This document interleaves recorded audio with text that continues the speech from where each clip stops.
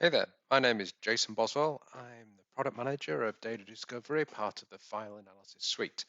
And I wanted to give you an update here on the new release. The new release is version 3.3, and it's coming out in this month, September 2020.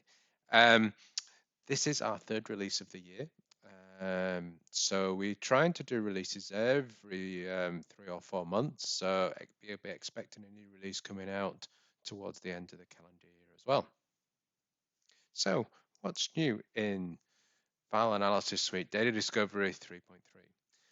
Now, the main theme of this release is to enable customers to do more data optimization. So we're concentrating on the data optimization use case. There are actually some other enhancements that we've done in the product that particularly to enhance the data privacy use case. But uh, what we wanted to do is allow customers to look at containing the cost associated with managing this unstructured data. So um, to allow our file analysis capabilities to quickly enable you to identify that business data, we want to do this as quick as possible and as most cost efficient as possible. So to do that, we need to index the metadata first, then help the customer make some decisions using some data optimization rules, which I'll go into. So then once we've done the cleanup of the data, then we can then concentrate our efforts on analyzing the data privacy of the information that is left. So this is an important exercise to make the product much more valuable to the customers and get much faster results into the product. Um, as we do this, it's a good opportunity for sales and partners to do more assessments. So we can, on short projects, you can quickly show the return on investment. Um, so um, this enables customers to perhaps analyze a small amount of data and then enable them to, um, based on that results, justify perhaps a larger project. So what the ability to index the metadata and some other enhancements within the product also sets us a foundation. So the releases sets out this broader motion. So in the future, near the end of the calendar year, we're also deep into planning of adding secure in place activities. So coming later, you'll see more the ability to not only find um, sensitive data according to data privacy, but enabling to take some protection activities via Smart Cipher and Azure Information Protection. We're also looking to use that ability to do metadata analysis to then start using sampling. So the ability to you analyze the metadata of the whole repository, but then take samples to do deep content analysis. So we can do some sensitive data prediction. So again, giving faster time to value, faster results based on sampling. You also see we're working towards other ways of rights remediation, some integration with the file governance suite and redaction. So that's the general overview. Let's dive into some of the detail of the new enhancements. Now, I mentioned that we had a metadata index for data optimization. So there's a new feature. So as you create a new repository, there's a new option there available. And you can see that on the right-hand side here. We've got the ability to, when you create a new repository, to index the metadata. Okay, so given that we've now removed the option to actually do the collection at the repository creation because we're trying to encourage customers to now do that through workbook activities. Workbook activities are also the way that you move from metadata indexing to content indexing. So this is the default action. So it's a first stage that happens when items are ingested into the repository, and then you can make decisions afterwards about what the next stage of indexing you want to get to. As we have got these multiple stages of indexing, it's important that we present the kind of the latest stage across the repositories, either across all of the repositories or individual repositories. So there's a new data volume chart. So you can see an example of the data volume chart here. So we got the total number of documents that have been ingested and the ones that are at the different stages, metadata and the content, or we've fully collected them. So These are in addition to what we had previously, total documents and documents on hold. So as we do that, we'd also present this in terms of the metadata. So the ability, whether an item has been collected and it's in enrichment status, we'd send that on an individual file basis. So you can use that for searching, and we'll talk about in a second. We also got new date fields so that because we've got different stages of induction, it's important that we have notify new date fields for the date it was modified, the date it was the record's created, the first and last date of processing of the fields. So this is really, like we said, this was to allow customers to clean very large repositories before detailed content scans in a much more cost and time efficient way.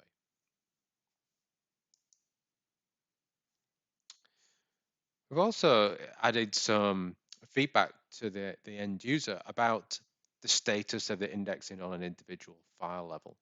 So not all documents can be content indexed. So some files are either corrupt or protected. We're not maybe able to detect the file format. So in previous versions, there was just no warning. You just saw the text wasn't visible. So now we're trying to add some feedback. So that feedback is available in the details view screen on the right hand side here, and you can see an example of here's the files which were protected. So you'll see the details of, and these are 3 attachments that are part of it. That each of them have got protected files inside them.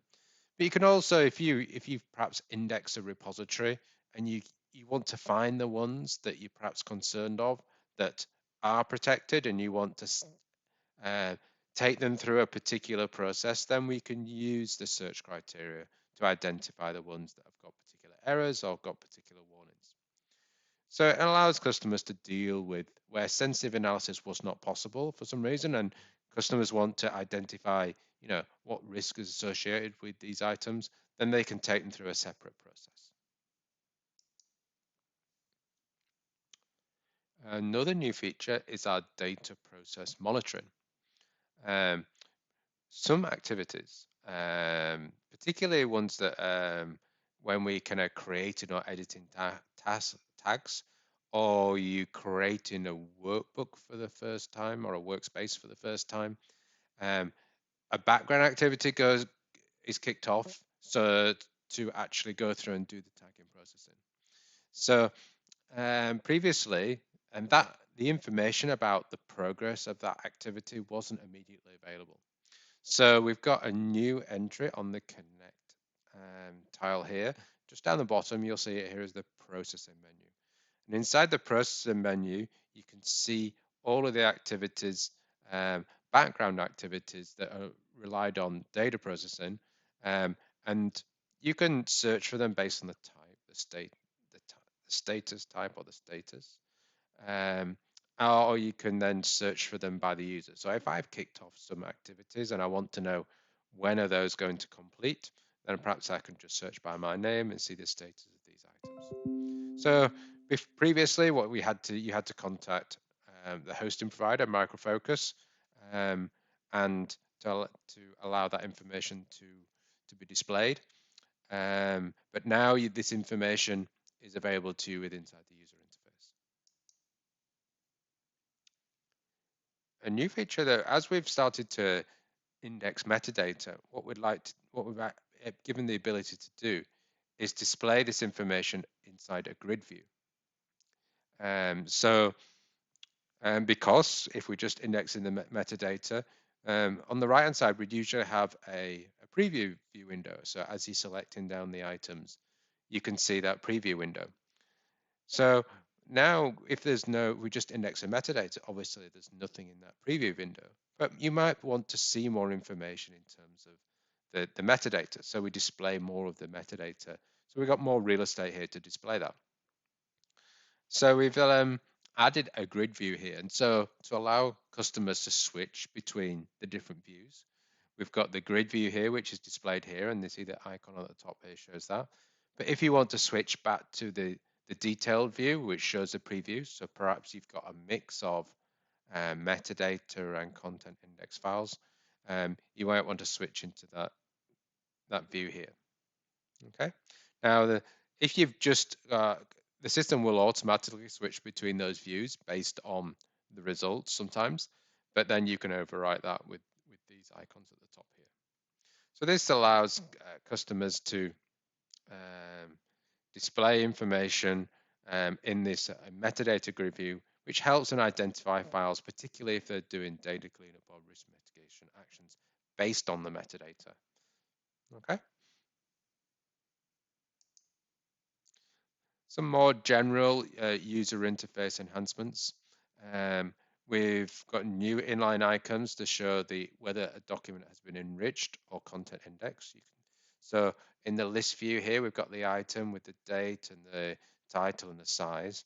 But on the right-hand side, and I've just blown this up so you can see it a little clearly, you can see the red dot means shows that there's a weighting label being applied to a tag. So this is of a sensitive item. But you can the two icons next to it, and we've got the enrichment and the document shows the status that these documents have been enriched and these documents have been collected and content indexed. So these icons help you see the latest status. We've also got a new search based on document IDs. So I've got this search list here. So we've got search by date, search by extension. So, and this helps you if you just want to look for an individual file based on the document ID, particularly useful if you've got integrations with other applications and you might want to just check on a document based on its document ID. That can be particularly useful. The other user interface is that we were finding that we wanted to do is give as much real estate to the application as possible. So this menu on the left-hand side that we have, what we've done is allowed it to be retractable. So when it's in retracted mode, we've got more space for the content and the analysis and the analytical views, but you can still navigate to the different views using the icons. Okay, so moving on to the Connect section of the product. We continue to add more and more regions, and we've actually got more and more regions coming on soon. But what we want to do is help customers select the most appropriate region for that analysis. And sometimes this could be confusing for customers. It's important that we have country-based grammars, and we've got region-based grammars, and we've got worldwide-based grammars. And it's not appropriate to select the region ones and all of the country ones. That's not the most efficient way, and you're just going to have to wait longer for the search results. So to help customers pick the most appropriate ones, they can either select by region or they can select by country. So this grammar regions has been added. This user interface has been added to the new and edit repository screens to allow the customers to help them select the most appropriate grammars.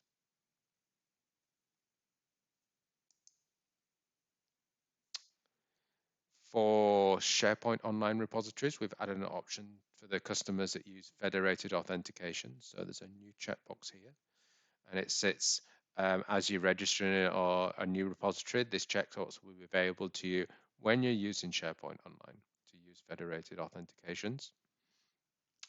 We've also, then this was some feedback that we got through the early customers on the product, the ability to sort the term lists. So when you edit, this is particularly useful if you're taking in term list data from different sources. So you might have a term list from one particular source and you want to check whether I need to add a new term to the list, but you don't want to know whether the term is already in the list. And previously, this was just in the order that they were imported. So it's sometimes quite difficult to find a term in the list. So now we've added a sort to help you able to find them. Also, the charts and data presented on the data volume dashboard are now relative to the user's time zone. So if you've got customers in users in different time zones, and then the charts would make a lot more sense from a date point of view. Okay, moving on now into the Analyze section. We've added a collection status, enrichment status, and whether that has been sent to target in the filter panel in the search builder. So you've got these options in the filter section here. So it's useful if you're creating data processes through the workbook activities to you might want to find items that are in a particular status. Um, so also it might be particularly useful if you might want to move them on to the next stage of you want to do more in-depth analysis. For the ones that are in the metadata analysis, you might want to set up a process to index the content of all those things. So then we need some filters to enable you to do that. We had some feedback on the data analysis dashboard that the trailing period, the ones where you selected on the data analysis dashboard, wasn't particularly useful, the slider. So we tried to make this a little bit more intuitive. So now you just define the period in terms of a number, and then you select whether it's days, weeks, months, years. And so you can see the trend in information based on your analysis in a much easier way. We've also added the option to create a workspace based on the selected documents instead of all the documents. So if you're going through doing some analysis and you found a selection of data that you want to take through a particular data process, what you can now do is if you can actually manually select the items that you want to put in this workspace rather than have to use the filters, and that was the only way you could use them. So now you've got both options here. So many of these things is what we've been listening to the customer feedback and respond to this, and we're trying out as many of these items in new releases as possible. Moving on to the manage section, one of the big new things is we've got a data cleanup workspace, and you can see the new template here in the new workspace templates. And this one allows the customers to identify and manage redundant, obsolete, and trivial data. So this relates to our data optimization theme of the product. So the ability to index a metadata and then put some processes in place to deal with that. Okay, so yeah, we got this uses new types of workbooks, which I'll talk to. So we had to do new workbook types to help you deal with this type of data. But what we want to do to enable customers to get an easy start on some of these data cleanup activities, what we did was we created a new template for them to get started. I mentioned these new workbook types. So previously we had just static and the query-based types. So now we've got static, query, dynamic, and task-based types, and you can see the different icons here. So the main difference really is static one is really the manually gathered ones, which we talked about previously. The query ones represents a set of items defined dependent on a search criteria, but this search is performed once at the time that the workbook is created. So if new items come into the repository that come into the index that meet this criteria after the workbook has been created, they won't be added to that list. Now, this is really important because we're going to take documents through a process, and we don't want the users to review and approve a set of actions, and then just before those actions are executed, new items come into this list. So it's important that the document set that the users approve to take risk mitigating actions, perhaps deleting some of that data, then we only delete the ones which are actually approved. So this is what this query-based workbook is designed for. If you want to use the dynamic query workbook, and that's the next one down here, the one with the orangey icon here, these are updated on an ongoing basis. So you can edit this criteria, but as new items come in, they will be added to this dynamic workbook. So the actual items in a dynamic workbook can fluctuate as things change, as the metadata changes based on the query. The fourth item we need to add was the task-based workbook. And this was a specialist one, which is designed for deduplication. So looking for redundant type files. So this is similar to the static workbook, and you can manually add items to it. However, there's a special process, and you can see the icon here. And here what we do is we set the deduplication rules. So and the master rules. So basically, we say this is your master location, and any duplicates that you find in other repositories, they will represent them as duplicates and therefore suggest these ones that are cleaned up. So, for example, we might set Content Manager as our corporate repository, and if I find any documents that are in a cleanup location that are already in Content Manager, and the hash is the way that we represent that um, the duplication, so we know that it's an exact copy. Then you can it will be presented to be removed. So they can suggest that these things are removed. So we still go through a review process, but these ones that we suggest to be removed are duplicates from a master location.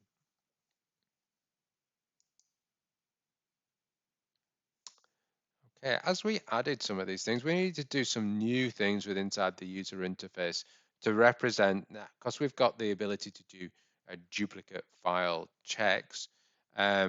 So we need the categories within inside the manage act were all used to be called shared, and the shared means it used to be called duplicate. So duplicate means it is duplicated across the categories. So a file is in a couple of categories. And we called that a unique content. And unique content didn't seem appropriate. So what we've renamed unique content now to shared content across the categories. So if a document is in multiple categories, then this will be called shared content. And that's different to the duplicate files. We also need to create some new date pickers because we need some relative dates. So now when we're creating things like obsolete information, that's based on files that are perhaps older than 7 years. And it's a relative date. So previously before you had to pick specific dates. So now you can pick in the analyze and manage section, you can pick before a particular date. So you don't have to select a before and after date. You just say anything before that particular date.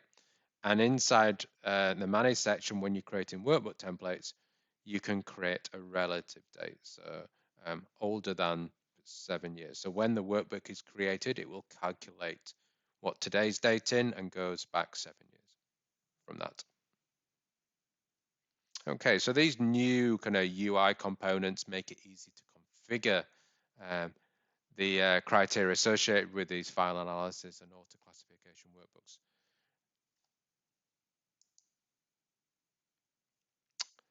Okay, so as part of the manage section, we've got a new option in terms of the activities. So before we had collect, enrich, hold, center tag, and delete. But all documents had their content index. We didn't have a metadata option before. So now what we got the ability to do is if you just index the metadata and you want to then take a selection or perhaps all of the files within inside a particular workspace and index the content, you would select this item, and this will kick off a document indexing process. That document indexing process can then be monitored through the agent activities. We've also improved the tagging processing. So as we're dealing with higher volumes of data, particularly in metadata indexing, and we will use this process to index content and move between different indexing stages. What we've done is improve the tagging process. So this is a performance improvement. You should see a performance improvement in all of the tagging process operations. We've also added some enforcement restricting particular characters when you're selecting export locations. Just so that when you select an export location, particular file path, that it's a file path that makes sense. So, we've also the bar charts. These are the bar charts on the right-hand side of the workspace overview page. We had some feedback from customers that Intuitively, you think you should be able to click on these bar charts and they'll take you to the items that are collected, items that are on hold, items that are exported. But these weren't clickable before. Now these are clickable and it will send you through to the results. So once you know the value proposition, mainly particularly with this item here at the top, is that once the data cleanup is complete, it allows the customers to then move on to the next stage and index the selected files for detailed sensitive analysis.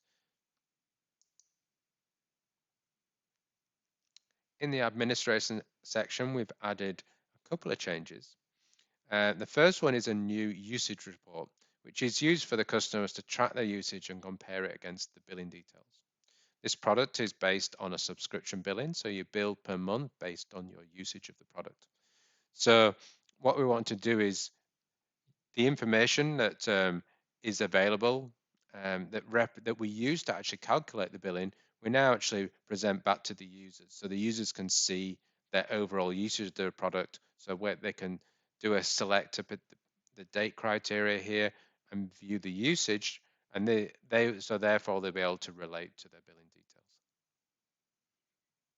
We've also added a new collect data permission for the manage and the workspace security. So as we added the ability to do different indexing processes, so we're moving from metadata to content, it was important that we had a new permission to help control that. On the agent side, we've now removed support for Windows 2012 R2. So the current support for agents is Windows 2016 and 2019. And really, we've done this to align with the Microsoft end of support for the agent server. So we wanted to make sure that we're using the most efficient operating systems for the agent processes. So that's the end of the presentation. Thank you for listening. If you got any feedback, please send information via the community site or you can contact me directly. Thank you very much. Bye for now.